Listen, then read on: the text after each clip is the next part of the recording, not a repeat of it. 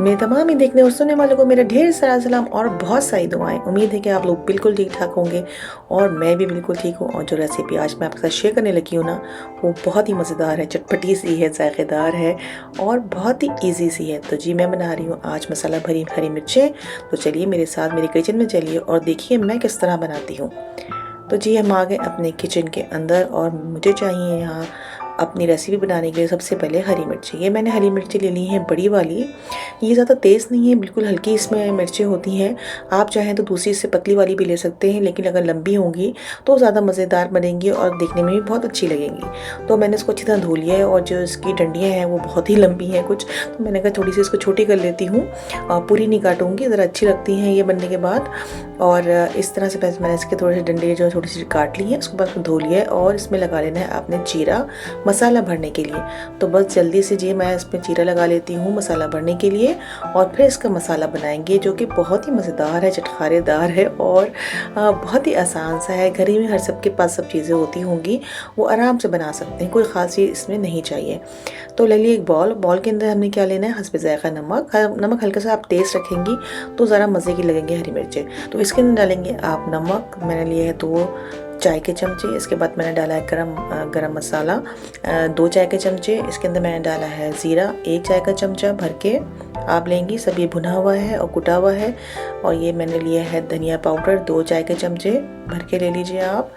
और ये भुने हुए हैं और कुटे हुए भी हैं। और इसके अलावा आप लेंगे धकनी मिर्च, मैंने लिए 1 चाय का चमचा। और इसके अलावा मैंने लाल पिसी हुई मिर्च लिए 1 चाय का चमचा आप ले लीजिए। मैंने काली मिर्च लिए 1 चाय का चमचा। इसके अलावा मैंने लिए हल्दी आधा चाय का चमचा।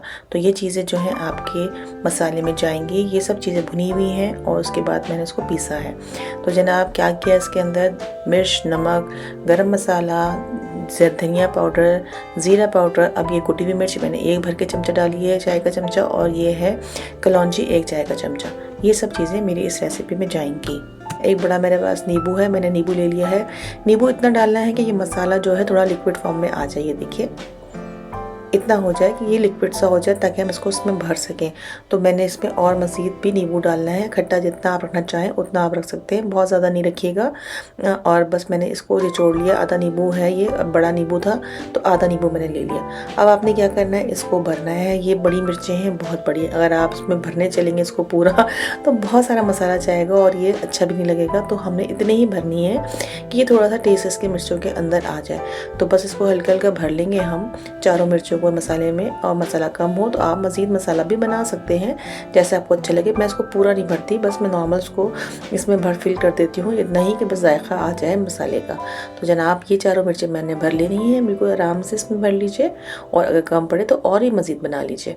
तो बस जनाब यही इसका रेसिपी का है। रेसिपी मसालों की जो है क्वांटिटी है मैंने आपको दिखा दी है। मैंने एक पैन लिया है, उसमें मैंने ज़ीरा डाला 1 चाय का चमचा, 4-5 पत्ते कड़ी पत्ते के डाले हैं मैंने इसके अंदर। और इसको कड़कड़ा लेंगे अच्छी तरीके से। थोड़ा सा मैं इसमें कुटा हुआ लहसुन डालूंगी जायके के लिए। लहसुन से बहुत अच्छा सा एक टेस्ट आ जाएगा इसके अंदर। कुटा हुआ लहसुन है ये मेरे पास, ये मैंने डाल लिया। और इसको अच्छी तरीके से मैंने इसका जब कड़क कड़क सी आवाज़ आने लगे इसके अंदर से और इसका रंग बदल जाए तो बस इसके अंदर हमने ऐड कर देनी है, मिर्चों को डाल देंगे और मिर्चों को इसके अंदर तलेंगे घी के अंदर। तो बस जनाब वाली जो लहसुन जाते ही या अदरक जाते ही पैन के में जो है वो किचन जो है बिल्कुल ही तबाही मचा देता है ये लहसुन। तो बस इसके अंदर हमने चारों मिर्चें रख दी। अपनी जो 4 मिर्चें हमने बनाई हैं बड़ी मिर्चें हैं। तो बस अब इसके अंदर हमने इसको कलर चेंज करना है। ढकना मैंने बंद कर दिया ताकि थोड़ी सी जो है वो नरम हो जाए और सिक भी जाए, क्योंकि यही इसकी खूबसूरती है कि ये थोड़ी सी सिकी सी हो। तो बस इसको थोड़ा सा हम सीखेंगे दोनों तरफ से। 2-3 मिनट के बाद मैं ढकना खोल के देखूंगी और बस इसको पलट दूंगी। तो ये देखिए पानी वगैरह मैंने इसके अंदर कुछ भी नहीं डाला है, सिर्फ मैंने इसके अंदर घी डाल के इसको बंद कर दिया है ढकने को 5 मिनट के लिए। और ये जब अच्छी तरीके से मैं देखूंगी एक दफ़े, ये देखिए ये जो कलर आया है ना, ये जला जला सा और सिका सिका सा, बस यही इसका टेस्ट है और यही इसकी खूबसूरती है। ये ज़रूर होना चाहिए, आपकी मिर्चों के अंदर ज़रूर आना चाहिए। तो ये टेस्ट बहुत अच्छा आएगा, खाने में भी मज़े की लगेंगी और देखने में भी बहुत मज़े की लगेंगी। तो बस इसको दोबारा पलट दूँगी और ढकना बंद कर देती हूँ ताकि ये दूसरी तरफ से भी इसी तरीके से थोड़ी सी सिक जाए। पूरी आपको काली नहीं करनी कि आप बिल्कुल काली कर दें, लेकिन कहीं कहीं से ये सिकी हुई होंगी तो ये देखने में और खाने में दोनों में बहुत मज़े की लगेंगी। तो ये देखिए कितनी अच्छा से इसका रंग चेंज हो गया है। और बस हल्के से मैंने इसको दबा दिया, ये नरम भी हो जाए, इसको नरम भी होना है तो ये नरम भी हो जाएंगी। तो ये देखिए बस इसको हल्के से घुमा फिरा लेंगे ताकि ये अच्छी तरीके चारों तरफ से नरम हो जाए। ये मेरे पास बड़ी मिर्चें हैं काफ़ी, तो इसकी पतली भी मिलती हैं जो लंबी होती हैं, लेकिन इनमें ज़्यादा तेज़ी नहीं होती और ये बड़ी भी होती हैं तो बड़े मज़े की लगती हैं।